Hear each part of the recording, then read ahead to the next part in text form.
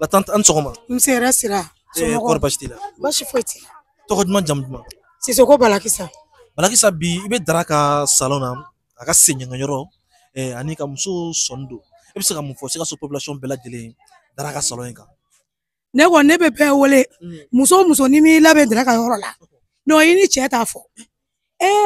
Mena min fui Bamako be Sikaso be Nyeshi Kabakodo Soni Kabakodo Jabi no o ere kabakwe dra awola na tadi et puis accueil non depuis orojana ya kelo ko maka dodu la aka demsenu boyan den o tay et puis ni ere Nyeshi da dra fe ita ro ko Nyeshi bi nyana aka fege ati toro ati foi ne ere be Nyeshi da ni akalo kele ali Nyeshi ma bo anona wana e sonda ne seni tigara me na de ngodra e mo atebena nsegara sori bo nsena muneni dra be nyodo santa aniko alni dra Bamako ni Nyeshi ke abentoro mbabo moye woni griala akon ba ta ke chogomina ni malani dalu wala te dra bolo chere la ngaba ko yalaw wallahi imaya ko yalaw wallahi abe c'est trop awo Manyana merci. Ça va? Oui, ça va alhamdoulilah.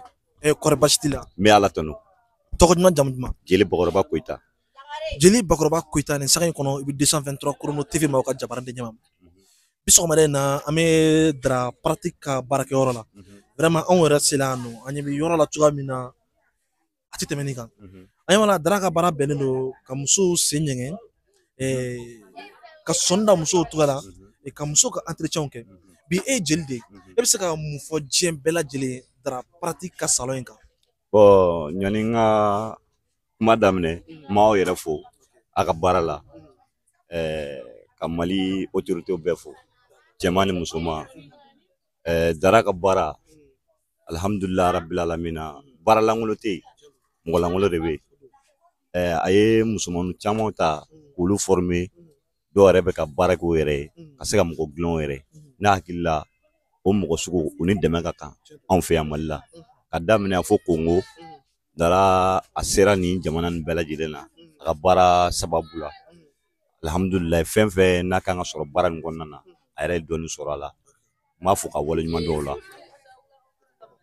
bi anya wala anya fo mina dara bala ka muso senyenge o tiga onyenge ka sonda muso tiga la asuga bela jile e se ka mu fo o woroina jiem bela jile surtout si asuko bela jile dara ka salon ga bon mesega min fo doron mesega dogo de kay ala ka yoro jidi abe bara mena ala ka nafa na bola ala ka da be ka ambalama muso munta ulu former yasa ulu ka sika dogo yere ala ka doma o mo sugu ni folika ngaka wa o mo sugu ni deme fana kan ngaka en fait sika so 3e région ngona dara bala ka muso munu senyenge tanto e dala la ka fo ka be sika senyenge model suga bela jile ka be sa asuga bela ngo Bamako bora Bamako kana Sikaso no ulu yere dara confirmer Mali kona tere Congo ka ya confirmer Congo senyenge na Congo ka ya confirmer Congo Baraza ulu ya confirmer Mali amna dima fo Mali ko la bledu bon comme ulu be dibila bon ne aw fana nana ka yasa ka sugu ulu bo yelena bon vraiment avec sanan yele uma ame ala re jeli doro ya rabbi ama ala ka yere boluma ka barala ame dara fo ka wala nyumando ala ka dabe ka mbalama muso mun former ala ka doluma ça dit ne yere contana dara ka pola oui merci beaucoup merci et à la prochaine fois umunjay bison waden anyama la muso de bala ka green dara ka yoro ka chona mago bala ka gira kati bibi sika kuma nyumare fo sika suko bela jeli dara pratique ka salon ka bon ne be min fonti bere fo ko min balma muso bola ka chaman fo ne be min fo dara sika so ga yene bon dara ka bara a to temena fo ga boka mais comme demsendo maso ka la che kondo abe muso bara la mais franchement beni da kan do na la min di jonma ati temo kan demiseni min do boyan kono bana ro dara ka ro la ni mana abi wele karsa mbila c'est bien vrai que bena warde do akun malo la bi wele ko mumbe ka tesigia accueil bana fe are dunga bara refle ne bara kafe dara ka nyeshi nere madu fen santan dure bi ababo ni m'a dɔn n tɛ se k'a dun ni ne m'a ɲɛsi don a fɛ kɔni n tɛ se k'a dun angirini kɔni tɛ n tɛ sigi mɔgɔ wɛrɛ kɔrɔ donc n bɛ min ɲini mansaw fɛ musoɲɔgɔnw fɛ musoya ye labɛn de ye n m'a fɔ n'i ma labɛn i tɛ filɛ mais n'i labɛnna a bɛ dɔɔni fara kɔkɛ ka kow kan d'accord ne b'u bɛɛ wele a ka a bɛ ka min yɛrɛ fara kan ka to k'anw denw ladɛmɛ k'u former o ye fɛn belebeleba de ye a bɛ formeli kɛla ni wari min yɛrɛ ye n'i y'a ta k'a la tɔw ta ma lagosili tɛ dɛ mais a bɛ fɛ k'anw dɛmɛ de n'i ye wari jate minɛ somme min b'a bolo ka baara in dɛmɛ jate minɛ c'est à vie donc n bɛ weleli bila u bɛɛ ma ni denmisɛnnin min ma kalan hali école de congé fɛ u bɛ se ka na n'u ka denmisɛnninw k'u former a ka nɔgɔn a yɛrɛ ka kalanfa ɲuman don quoi tellement a kɔnɔ jɛlen don donc n b'o de dɛmɛ bila u ma u ka na u k'anw dɛmɛ. Barisa Berti. Berti bi sɔgɔmada in na vraiment Dara ka yɔrɔ kɔnɔ kuma kɔni t'a kɔ e bɛ se ka kuncɛ kuma jumɛn de fɔ Sikasokaw bɛɛ lajɛlen Dara ka salon ba in kan. Kuma kuncɛ kuma na an ka foli bɛ Dara ye a n'a ka kalandenw tiɲɛna bonya kɔni Dara ta ye bonya ye i ka dɔgɔ i ka bon n'i sera Dara b'i bonya a b'i ka moto minɛ a b'i labɛn a b'i ɲɛ a ka ɲɛsin an ma dan y'a la ne yɛrɛ ne kuma deli ka ɲɛsin don mais ne ka ɲɛsin don o kɛra Dara siɲɛ fɔlɔ kɛra Dara de fɛ yan a sababu bɔra n terimuso la filɛ nin ye Barakisa donc a kɔni b'a don hali olu na kɔɲɔ dɔ kɛla an ka yɔrɔ la olu ko ne ma ko Barakisa ko ɲɛsin donna kɔɲɔ dɔ sufɛ an y'an ɲɛ ko an ka ɲɛsin burunburun y'i ta don min n ko n y'a don Dara fɛ yan a doni an filɛ doni semaine filanan ɲɛ foyi ma k'a la non an bɛ foli di Dara ma halisa Ala k'a tigɛ mɛn a ka baara la a k'a bila kɔrɔ a kana bila bana ye Ala ka kɔtaw caman yira an na nse o ye n ka foli ye. Merci beaucoup. Merci. Aïda Sangare Aïda Coiffure. Aïda Coiffure ni waati in na i bɛ 223 Chrono TV ma o ka jabarani de ɲɛma bi sɔgɔmada in na i bɔra ka i yɛrɛ présenter i ye kuma dɔ fɔ a bɔnna ne yɛrɛ ma kojugu kayi aw bɛɛ bɛ baara suguya kelen kɛ walima aw cɛ ma jɔ ɲɔgɔn na baara ko hukumu kɔnɔna la i yɛrɛ fana ka tila ka wuli k'i senfa ka na o tigilamɔgɔ mankutu kɛ i yɛrɛ bɛ baara suguya kelen min kɛ vraiment o kɔnɔnajɛya dan ye bi i bɛ Dara ka yɔrɔ la i bɛ se ka mun fɔ Sikasokaw bɛɛ lajɛlen Dara pratique kan.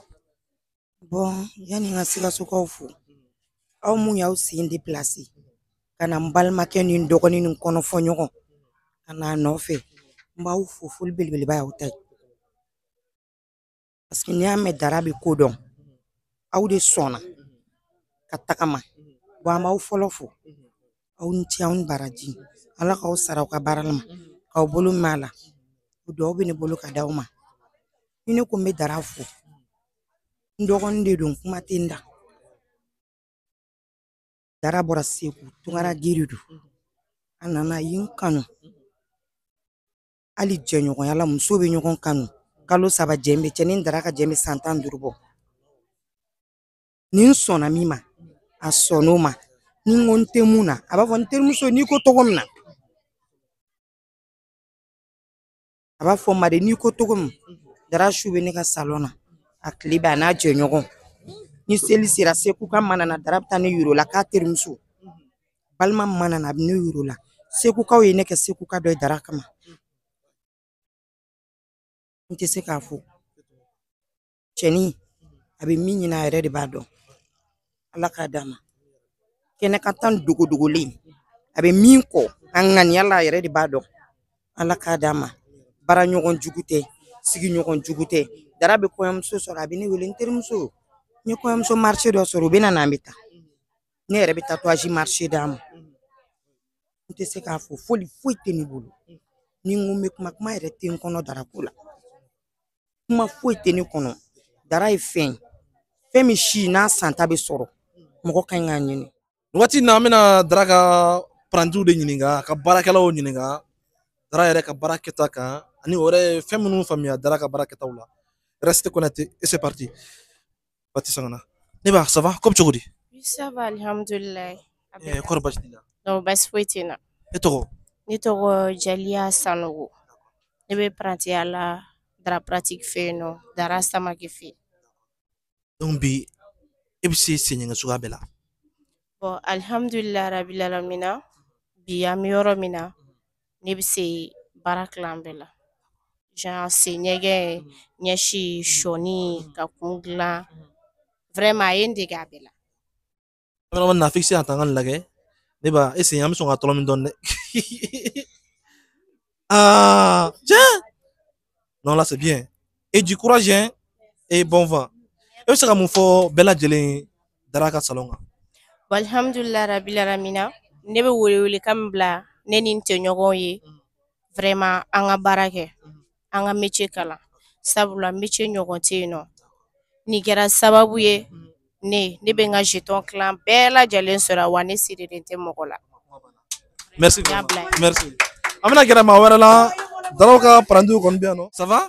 Oui, ça va, alhamdulillah. Donc e fana de bɛ ka ɲɛŋa. Yehe, an ma nɔgɔ yan dɛ. An bɛ kabako da cɛ musow tigɛ ka yan de. Jɔn y'aw former. Ye dara pratique le y'an former yan. An ma nɔgɔ yan dɛ.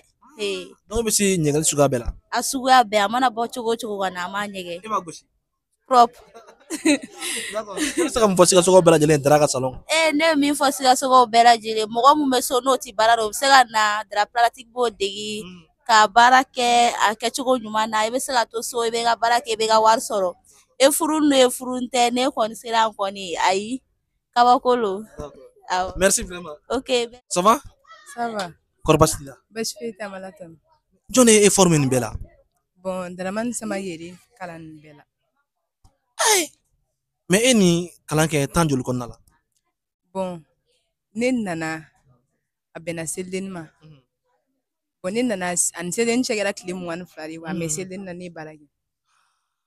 Donc formation ma mɛn. Ayi. I y'a faamuya. Awɔ. Dara ka formation de ka teli wa wala jumɛn de don. Bon an kɔni bolo a ka teli mais mɔgɔ minnu fana bɛ kalan kɛ olu fana kan ka sɛbɛ ta ka courage ta k'o nakun dɔn. I bɛ se ka mun fɔ Sikasokaw bɛɛ lajɛlen Dara ka salon kan. Bon ne bɛ se ka min fɔ Sikasokaw bɛɛ lajɛlen ni baara kɛko ɲuman kɔni no o bɛ yen sɛbɛ fana bɛ yen nɔ.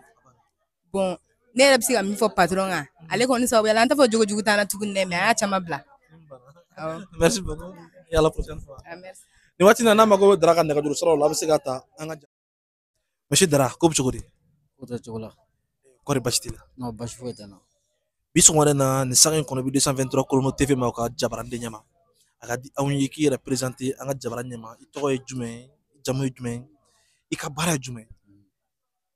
Bon n b'a yɛrɛw fo an tɛ foli min na quoi n tɔgɔ Daramani Samake bon n yɛrɛ baara yɔrɔ tɔgɔ o ye Dara pratique de voilà an bɛ musow ka labɛn de kɛ an bɛ sen da an bɛ sɔni don an bɛ kunkolo dilan bon fɛn min ye musow ka labɛn an b'a bɛɛ de kɛ quoi voilà bon fɛnɛ an bɛ formation fɛnɛ kɛ an bɛ denmisɛnninw former quoi voilà baara kɔnɔna na. Maintenant Dara ni yɔrɔ in jala anw ye kojugu an y'a mɛn k'i denmisɛnnin maa caman former k'i kan ka taa attestation di o ma an bɛ fɛ ka dɔn e denmisɛnnin maa joli de former i y'o former sira jumɛn de kan ani attestation in kan ka taa di yɔrɔ jumɛn na don jumɛn na.